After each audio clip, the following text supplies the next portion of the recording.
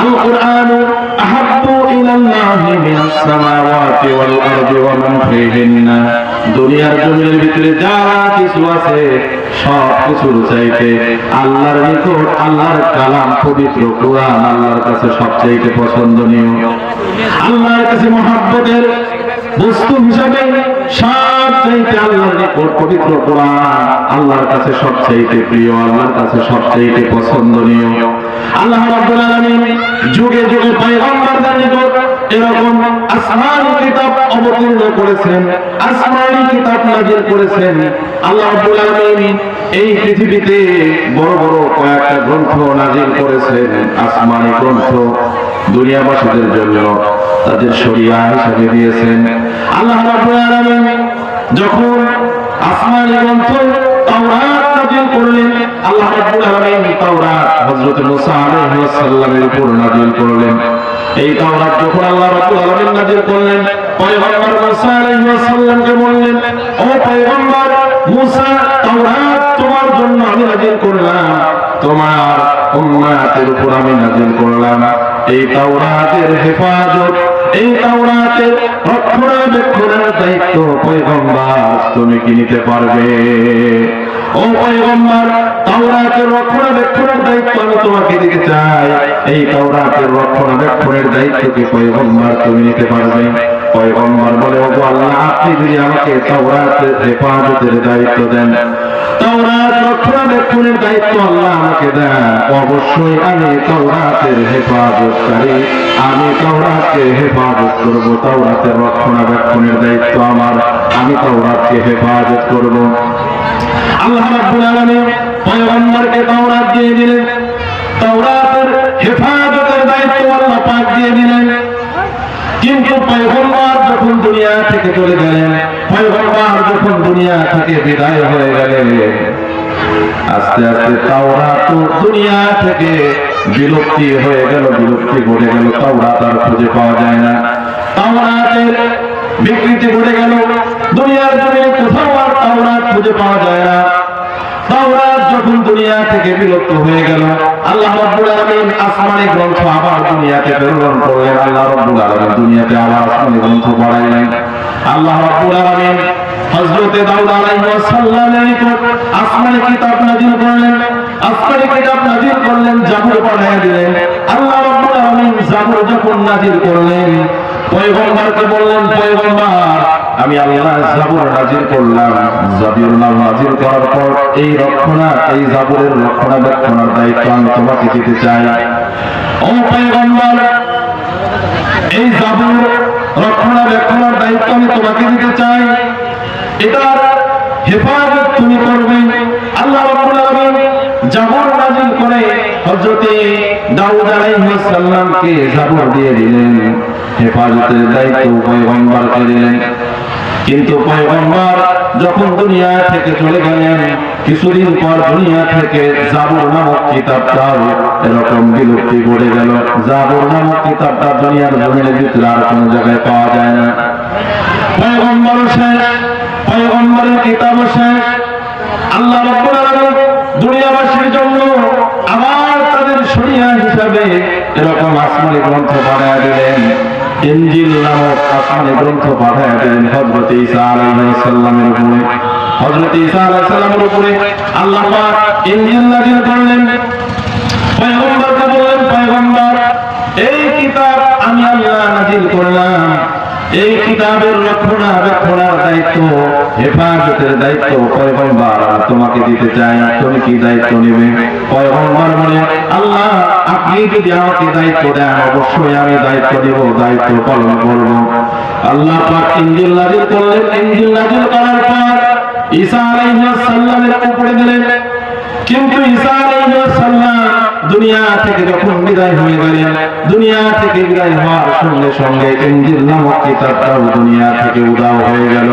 দুনিয়ার জমিনের ভিতরে কোন জায়গায় ইনজিল নামক কিতাবটা আর খুঁজে পাওয়া যায় না। কোথাও ইনজিল নামক কোন কিতাব নাই। ইনজিল নামক কিতাবের বিকৃতি ঘটে গেল। দুনিয়ার জমিনের ভিতরে আর কোনো শরিয়াত নাই। ঈসা আলাইহিস সালামের শরিয়াত বিলুপ্তি হওয়ার পর এই সময়টাকে আয়ামে জাহালাত বলা হয়। এত অন্ধকার, এত বর্বরতার যুগ, কোন শরিয়াত নাই, আসমানি কোনো গ্রন্থ নাই, আসমানি কোনো ইশারা নাই। এমত অবস্থায় আল্লাহ রাব্বুল আলামিন শেষ নবী, শেষ পয়গম্বর সাইয়্যিদনা জনাবে মুহাম্মদুর রাসূলুল্লাহ সাল্লাল্লাহু আলাইহি ওয়াসাল্লামের উপর আসমানি গ্রন্থ নাযিল করলেন। এই আসমানি গ্রন্থের নাম হইল আল কুরআন। আল্লাহ রাব্বুল আলামিন এই কোরআনুল কারীম নাযিল করলেন। কোরআনুল কারীম নাযিল করার পর মুহাম্মদ সাল্লাল্লাহু আলাইহি ওয়াসাল্লাম এবং তার উম্মতের জন্য যখন এই কোরআনকে নাযিল করলেন, আল্লাহর নবী যখন এই কোরআন পাইলেন, শরিয়া পাইলেন, শরিয়া পাওয়ার পর আল্লাহ রাব্বুল আলামিন বলে, পয়গম্বর, আমি যদি এই কোরআনের হেফাজতের দায়িত্ব, কোরআনকে সংরক্ষণের দায়িত্ব তোমাকে দেই, পয়গম্বর তুমি কি এটা নেবে? পয়গম্বর বলে, ও আল্লাহ, আপনি যদি কোরআন হেফাজতের দায়িত্ব, কোরআনের রক্ষণাবেক্ষণের দায়িত্ব আমাকে দেন, অবশ্যই আমি নেব। এবার আল্লাহ বলে, পয়গম্বর, আমি কোরআন নাযিল করেছি, তবে আমি কোরআনের রক্ষণাবেক্ষণের দায়িত্ব আল্লাহ আপনাকে দিব না। আমি কোরআন নাযিল করেছি, কোরআন নাযিল করেছি, এই কোরআনের রক্ষণাবেক্ষণের দায়িত্ব আমি আল্লাহ নিজে নিয়ে নিয়েছি।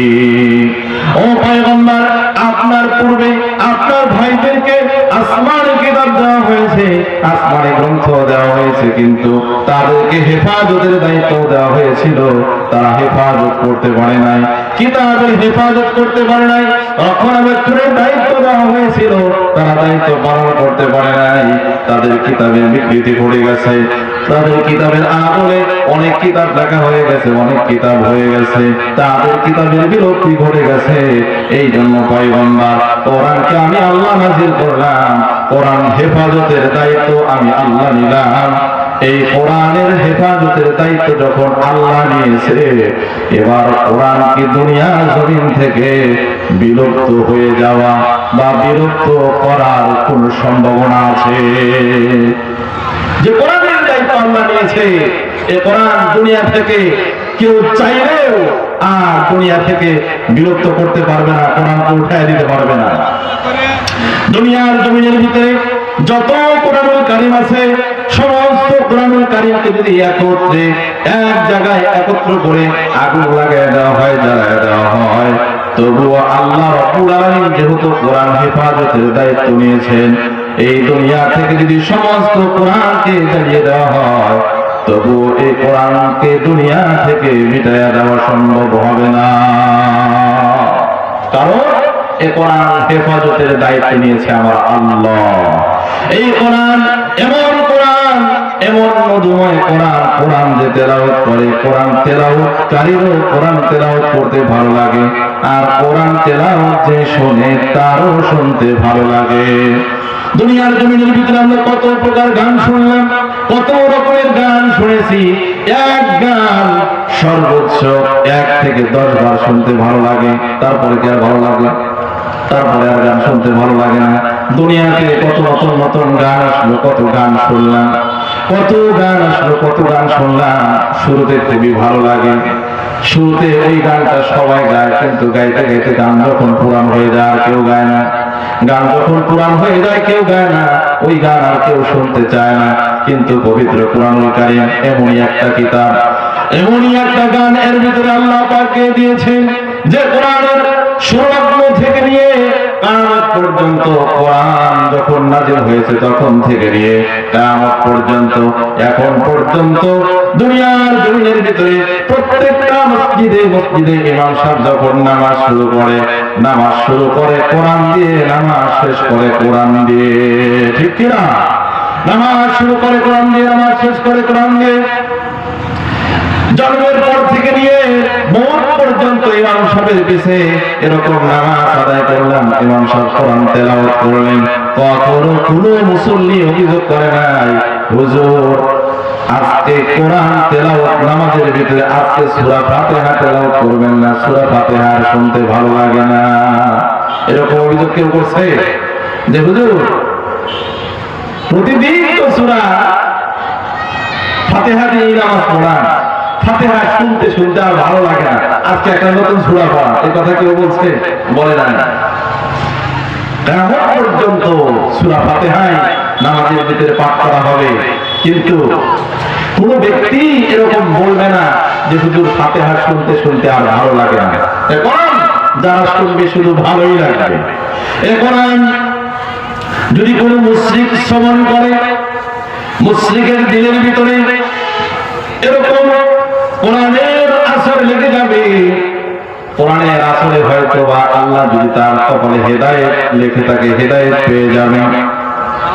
আর হেদায়েত যদি নাও পায়, কোরআন শোনার কারণে কোরআনের মজা, কোরআনের তৃপ্তি সে বারবার নিতেই থাকবে, নিতেই থাকবে। এই কোরআন যখন নবী মুহাম্মদ সাল্লাল্লাহু আলাইহি ওয়াসাল্লাম তেলাওয়াত করতেন, নবী মুহাম্মদ সাল্লাল্লাহু আলাইহি ওয়াসাল্লামের কণ্ঠে যখন মানুষেরা কোরআন তেলাওয়াত শুনতেন, আল্লাহর নবী সাল্লাল্লাহু আলাইহি ওয়াসাল্লাম যখন এভাবে কোরআন তেলাওয়াত করতেন, মানুষ পাগল করা হয়ে যেতেন। এত মধুর কোরআন তেলাওয়াত, মুহাম্মদ কি পাঠ করে, মুহাম্মাদের জবান দিয়ে কি বের হয়, এত ভালো লাগে কেন, এত ভালো লাগে কেন? মুশরিকরা ষড়যন্ত্র করলেন, মুহাম্মাদের কাছে যারা যায় কোরআন তেলাওয়াত করে শুনে, এই কোরআনের আসর তাদের দিলের ভিতরে এমন ভাবে হয়ে যায়, আস্তে আস্তে মুসলমান হয়ে ও কোরআন পড়তে শুরু করে নেয়।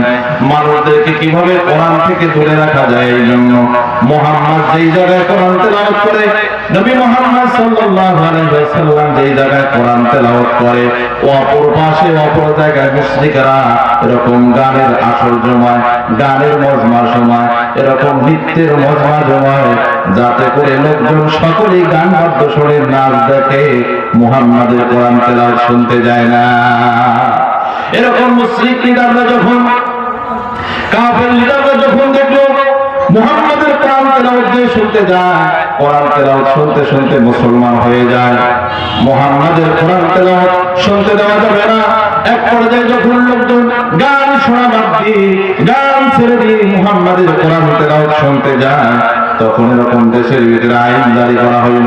মুশরিকদের লিডার যারা, বড় বড় মুশরিকরা এরকম আইন করলেন যে আজ থেকে মুহাম্মাদের কোরআন তেলাওয়াত যারা শুনতে যাবে তাদেরকে কতল করা হবে, তাদেরকে হত্যা করা হবে। এই ঘোষণা জারি করা হইল। এবার রাতের বেলা আবু জেহেল মনে মনে ভাবতেছে, আজকে কওমের মাঝে প্রচার করে দেওয়া হয়েছে মুহাম্মাদের কোরআন তেলাওয়াত যে শুনতে যাবে তাকে কতল করা হবে, তাকে হত্যা করা হবে। আজ তো কেউ ঘর থেকে বের হবে না, আজ থেকে মুহাম্মাদের কোরআন তেলাওয়াত শুনতে যাবে না। তাহলে এখন একটা সুযোগ আসছে, আমি একটু গিয়া মুহাম্মাদের কোরআন তেলাওয়াত শুনে আসি। আজকে একটা সুযোগ আসছে, কেউ তো যাবে না, আমি যাই। আবু জেহেল কোরআন তেলাওয়াত শুনতে গেছেন। একবার আবু লাহাব ভাবে আজকে আইন জারি হয়েছে, মুহাম্মাদের কোরআন তেলাওয়াত যারা শুনতে যাবে তাদেরকে কতল করা হবে, তাদেরকে হত্যা করা হবে। আজকে তো মুহাম্মাদের কোরআন তেলাওয়াত শুনতে কেউ যাবে না, মুহাম্মাদের কোরআন তেলাওয়াত কেউ শুনতে যাবে না। কিন্তু আমার মনে চাচ্ছে, বারবার মনে চাচ্ছে, আমি একটু যাই মুহাম্মাদের কোরআন তেলাওয়াত শুনে আসি, মুহাম্মাদের কোরআন তেলাওয়াত শুনে আসি। মুহাম্মদ যখন কোরআন তেলাওয়াত করে, মুহাম্মাদের কোরআন তেলাওয়াতের আওয়াজ যখন কানের ভিতরে লাগে, হৃদয়টা ভরে যায়, যাই একটু মুহাম্মাদের কোরআন তেলাওয়াত শুনে আসি। এবার আবু লাহাব বলল, যায়, আজকে তো কেউ যাবে না। আবু লাহাব কোরআনুল কারীম তেলাওয়াত শুনতে গেল। এইভাবে কাফেরদের বড় বড় লিডার যারা সকলেই কোরআনুল কারীম তেলাওয়াত শুনতে গেছে। কোরআনুল কারীম তেলাওয়াত শুনতে শুনতে সুবহে সাদিক হয়ে গেছে, চতুর্দিক পরিষ্কার হয়ে যাচ্ছে। এবার আবু জেহেল ভাবতে লাগলো, কওমের মাঝে প্রচার করছে যারা মুহাম্মাদের কোরআন তেলাওয়াত শুনবে তাদেরকে কতল করা হবে, হত্যা করা হবে, অথচ আমি নিজেই কোরআন তেলাওয়াত শোনার জন্য আসছি, এটা দেখলে তো সর্বনাশ। এবার আবু জেহেল এবার লেজ গুটাইয়া আস্তে আস্তে পালানোর চেষ্টা করতেছে। আবু লাহাব পালানোর চেষ্টা করতেছে। এইভাবে বড় বড় মুশরিক কাফের যারা আছে সকলেই একত্রে এক জায়গায় হয়ে গেছে। বলে, তুমি এখানে কেন? আরেকজন অপরজনকে বলে, তুমি এখানে কেন? বলে, আমি যখন রাতের বেলা এরকম বিছানায় শুইলাম, আমার ঘুম আসতেছিল না, চোখের ভিতরে ঘুম আসতেছিল না। ভাবতে লাগলাম, আজকে তো আইন পাস হয়েছে, আইন জারি হয়েছে, মুহাম্মাদের কোরআন তেলাওয়াত কেউ শুনতে যাবে না। ভাবলাম কেউ তো আজকে মুহাম্মাদের কোরআন তেলাওয়াত শুনতে যাবে না, এই সুযোগে আমি একটু মুহাম্মাদের কোরআন তেলাওয়াত শুনে আসি, কারণ মুহাম্মাদের কোরআন তেলাওয়াত শুনলে আমার হৃদয়টা ভরে যায়, মুহাম্মাদের কোরআন তেলাওয়াত শুনলে আমার ভালো লাগে। এই ভেবে আমি আসলাম। সকলের একই কথা। এবার সকলে পরামর্শ করতে লাগলো, আমরা লিডাররা যদি মুহাম্মাদের কোরআন তেলাওয়াত এরকম ভাবে শুনতে থাকে আর কওমের লোকজন যদি জেনে যায়, তাহলে সকলেই শুনতে আসবে, তাদেরকে আর বাধা দিতে পারবো না। আজ থেকে আমরা কেউ মুহাম্মাদের কোরআন তেলাওয়াত শুনতে আসবো না, এরকম ওয়াদাবদ্ধ হয়ে সকলেই বাড়ি চলে গেল। পরের দিন যখন আবার রাতের বেলা সকলেই বিছানায়, রাতের বেলা যখন বিছানায় শুয়েছে, এমতো অবস্থায় আবু জেহেলের চোখে আর ঘুম আসে না, আবু লাহাবের চোখে ঘুম আসে না। এইভাবে যখন রাতের বেলা বিছানার ভিতরে শুয়ে আছে, এবার ভাবতে লাগলো, আমরা তো কালকে পরামর্শ করছি কোরআন তেলাওয়াত শুনতে আর কেউ যাব না, হয়তো বা কেউ আজকে যাবে না, আবু জেহেল ভাবে কেউ হয়তো যাবে না, আবু লাহাব ভাবে কেউ হয়তো যাবে না। এইভাবে আবার সকলে মুহাম্মাদের কোরআন তেলাওয়াত শুনতে গেছে। তো কাফের মুশরিক যারা, তারাও কিন্তু এই কোরআন যখন শুনছে, এই কোরআন শোনার পর তাদের হৃদয়ের ভিতরে ভালো লাগছে, তাদের হৃদয়ের ভিতরে এরকম কোরআনের তৃপ্তি ভরে গেছে। আজকে আমরা নিজেদেরকে দাবি করি মুসলমান, যদি কোনো মুসলমান হয়ে থাকি, মুসলমান হওয়ার পর